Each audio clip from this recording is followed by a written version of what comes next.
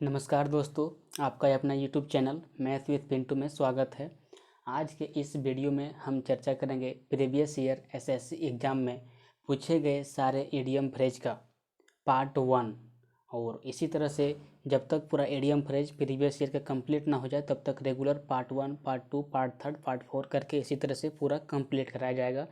तो अगर आपने इस चैनल को मैथ विद पिंटू को अभी तक सब्सक्राइब नहीं किया है तो इस सब्सक्राइब जो यहाँ लिखा हुआ है आइकॉन में, इसको जाके इस पे क्लिक करके हमारे चैनल को सब्सक्राइब कीजिए और बगल में आपको बेल आइकन यहाँ पे मिलेगा, इसको भी क्लिक कर दीजिए ताकि हम जब भी नेक्स्ट वीडियो डालें आपको नोटिफिकेशन जाने में तनिक भी देरी ना हो। तो चलिए वीडियो स्टार्ट करते हैं। ठीक है, पहला इडियम है, नंबर 1 इडियम है ये बैड हेयर डे। ये बैड हेयर डे इसका मतलब होता है मनहूस दिन यानी खराब दिन।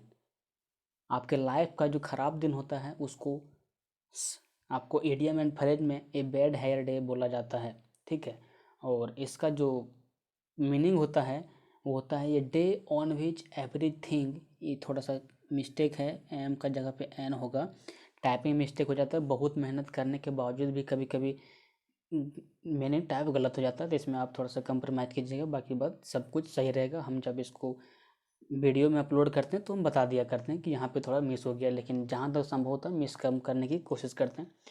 ठीक है, तो इसका जो मीनिंग होगा ये day on which everything seems to go wrong. ये day on which everything seems to go wrong मतलब एक ऐसा दिन जिस दिन आपको लगे कि हमारे साथ सारा चीज़ गलत हो रहा है, उस दिन को हम बोलते हैं मनहूस दिन। मतलब वो खराब दिन आपके लिए बीत रहा है, ये बैड हेयर डे, इसका मतलब होता है मनहूस दिन। ठीक है, आपको इस तरह से याद रखना है। नंबर 2 वर्ड है ए बैड पैच। इसका मतलब होता है कठिनाई का दौर, कठिनाई का समय। ठीक है, और इसका जो मीनिंग होता है इंग्लिश में ए पीरियड ऑफ डिफिकल्टी, आपको पूछ देगा। ठीक है, आपको यहाँ से यहाँ भी पूछ सकता है। ठीक है, इडियम दे के आपको उसका मीनिंग पूछ सकता है या मीनिंग दे के उसका इडियम पूछ सकता है। एग्जाम में रिवर्स भी कर देता है, जिस तरह से सीडीएल का एग्जाम में आपको पैसिव दे के एक्टिव पूछ लेता है या एक्टिव दे के पैसिव पूछ लेता है, उस तरह से कभी कभी इडियम भी पूछ लेता है। तो आपको दोनों तरफ से याद रखना है। ए पीरियड ऑफ डिफिकल्टी, एक कठिनाई का समय को ए बैड पैच इंग्लिश में बोला जाता है। ठीक है, नंबर 2 कंप्लीट। नंबर 3 में है ये बी हाइव। बी का मतलब होता है मधुमक्खी, ये आपको पता ही होगा। ठीक है, बोलता है ये बी हाइव व्यस्त जगह इसका हिंदी होता है। आप देखिएगा जहाँ पे आपका मधुमक्खी का छत्ता होता है वो चारों तरफ से यहाँ पे मधुमक्खी हमेशा भन भनाते रहते हैं, भन भन भन भन भन भन भन। तो ये जगह क्या है, ये जगह बिल्कुल व्यस्त जगह है, इसीलिए इसका ईडीएम का मतलब जो है सो इसको नेगेटिव में भी सोचना पड़ेगा, इसको अपना दिमाग लगा के सोचना पड़ेगा कि ई वर्ड का मतलब ये होता है तो क्या होता है। आपको इंटरलिंक हमेशा करना ही पड़ेगा, अन्यथा बिना इंटरलिंक के आपको आद होने में बहुत कठिनाई होगा। ये मैं खुद फील किया हूँ, इसलिए आप लोग को बता रहा हूँ। तो आपको आद रखना है ये बी हाइव, इसका मतलब बेस्ट जगह होता है, ये एकदम बिल्कुल सत्य है, इसको किसी भी तरह से आपको आद करना है। ठीक है, तो ये बी हाइव जहाँ पे बी यानी मधुमक्खी का छत्ता होता है वहाँ पे भन भन भन भन की आवाज़ आती रहता है, तो जगह क्या होता है, व्यस्त जगह रहता है, इसलिए इसका हिंदी हो गया व्यस्त जगह यानी ये बिजी प्लेस। ठीक है, नंबर 3 वर्ड कंप्लीट। 4 वर्ड है ए बिग ड्राव, इडियम है 4 में, ए बिग ड्राव बहुत बड़ा आकर्षण। इसको आपको इस तरह से याद रखना है, अगर आप कहीं पे हॉल वगैरह में फिल्म देखने के लिए जाते हैं तो वहाँ पे एक बहुत बड़ा पोस्टर में उस फिल्म के बारे में पूरा बताया जाता है या उसका जो फोटो है वो लगाया जाता है। ठीक है, और वहाँ से लोगों को क्या किया जाता है, अट्रैक्ट किया जाता है, मतलब आकर्षित किया जाता है उस मूवी के पोस्टर से।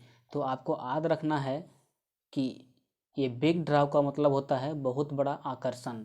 ठीक है, ह्यूज अट्रैक्शन, ह्यूज का मतलब होता है बड़ा। ठीक है, और अट्रैक्शन का मतलब होता है आकर्षित, तो ह्यूज अट्रैक्शन हिंदी इसका तो आराम से आप बोल सकते हैं।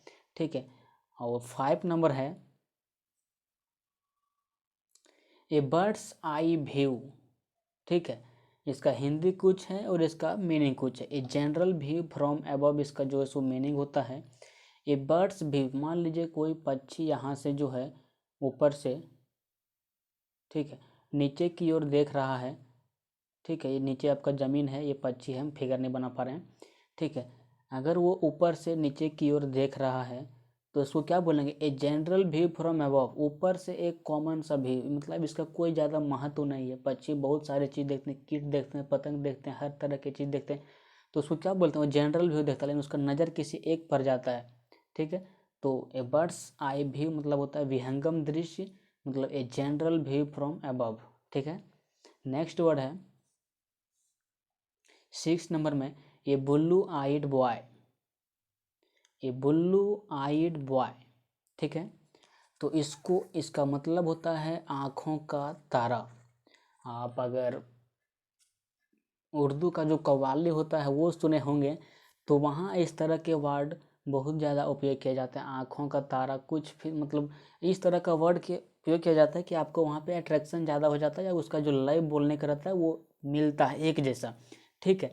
तो इसका मतलब आपको याद रखना, ये ब्लू आइड बॉय मतलब होता है आँखों का तारा, वन हु इज फेवरेट।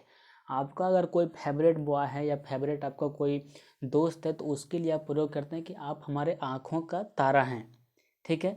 तो उसी को इडियम में बोला जाता है ये ब्लू आइड बॉय, ठीक है। आप जैसे देखे होंगे ऐश्वर्या राय, एक बहुत बड़ी एक्टर हैं इंडिया की, ये मिस वर्ल्ड भी रही हैं, तो इसका जो आई है, ठीक है, वो ब्लू कलर का है। आप करंट अफेयर का सेक्शन देखते होंगे या फिर स्टैटिक जीके में पढ़ते होंगे तो वहाँ पे कभी कभी पूछ लिया जाता है, उसका जो आई कलर है वो ब्लू है। तो उस ब्लू कलर की वजह से इस पर लोगों का जो है सो इसको फेवरेट मान लेता है। तो यहाँ से आपको याद रखना है कि ये ब्लू आइड ऐश्वर्या राय का आँख ब्लू है, वो हमारे आँखों का तारा है और वो हमारा फेवरेट एक्टर है। तो जिसको हम वन हु इज फेवरेट मतलब जो मेरा फेवरेट रहता है उसको क्या बोलते हैं, ये ब्लू आइड बॉय, ठीक है। Word 6 number complete.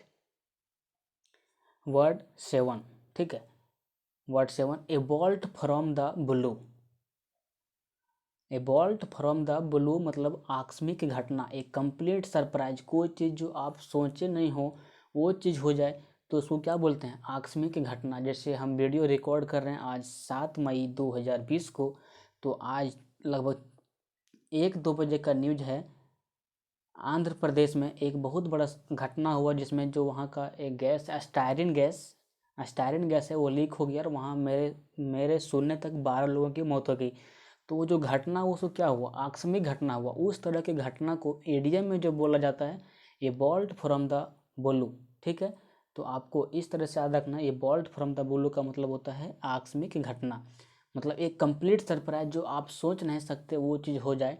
यानी आप अगर सोच नहीं सकते कि हम कुछ काम में सक्सेस हो पाएंगे, अगर आप सक्सेस हो गए तो उस तरह के घटना को आकस्मिक घटना कहते हैं, ठीक है। वर्ड नंबर 8 है ए बॉर्न ऑफ कंटेंशन, ठीक है, ए बॉर्न ऑफ कंटेंशन यानी झगड़े की जड़, काउज ऑफ डिस्प्यूट, डिस्प्यूट का मतलब होता है मतभेद होना, ठीक है, और क्वारल का मतलब झगड़े होना। इसका ये मीनिंग इसका याद करना बेहद आसान है, बाकी बात इसमें आपको दिमाग लगाना। ए बॉर्न ऑफ कंटेंशन यानी झगड़े की जड़, इसका मीनिंग होता है काउज ऑफ डिस्प्यूट, झगड़े की जड़, और काउज ऑफ क्वारल दोनों हो सकता है। डिस्प्यूट और क्वारल दोनों एक प्रकार से साइनोनिम है, आपको इस तरह से इंटरलिंक करना है। नेक्स्ट वर्ड है 9 नंबर में, ए बर्निंग क्वेश्चन, एक महत्वपूर्ण प्रश्न, ठीक है। आप अगर करंट अफेयर रेगुलर हमको तो ऐसा लगता है कि आप कॉम्पिटिटिव एग्जाम की तैयारी कर रहे हैं तो आप करंट अफेयर सेक्शन रेगुलर देखते होंगे। करंट अफेयर में जो सो दैनिक घटना के बारे में बताया जाता है और उससे नॉलेज का काफ़ी ज़्यादा ज्ञान होता है। अगर नहीं भी देखते हो तो आप रेगुलर देखा कीजिए, कोई भी यूट्यूब चैनल से हम भी वीडियो डाला करते हैं बट अभी 2-3 दिन से नहीं डाल रहे हैं।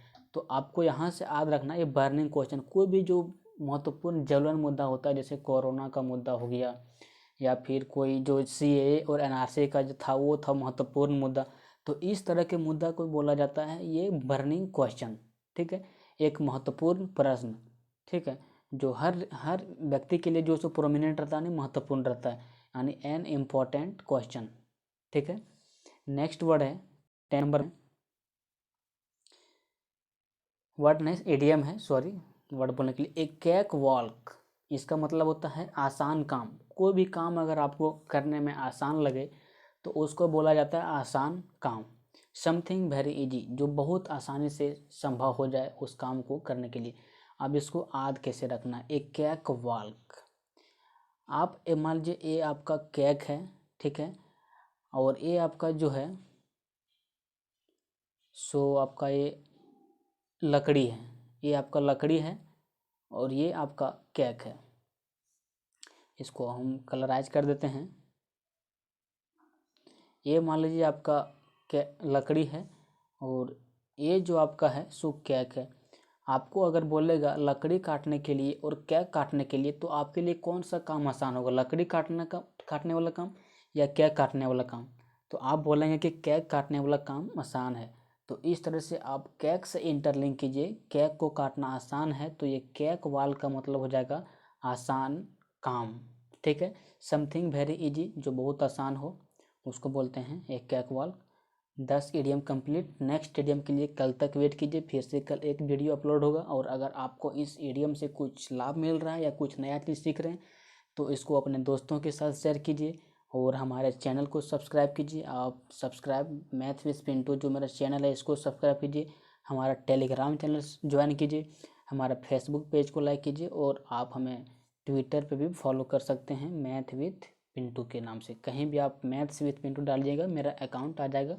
मेरा नाम से फ्रॉड अकाउंट नहीं है, आराम से आप ज्वाइन हो सकते हैं। तो चलिए आज के लिए इतना ही। जय हिंद, जय भारत।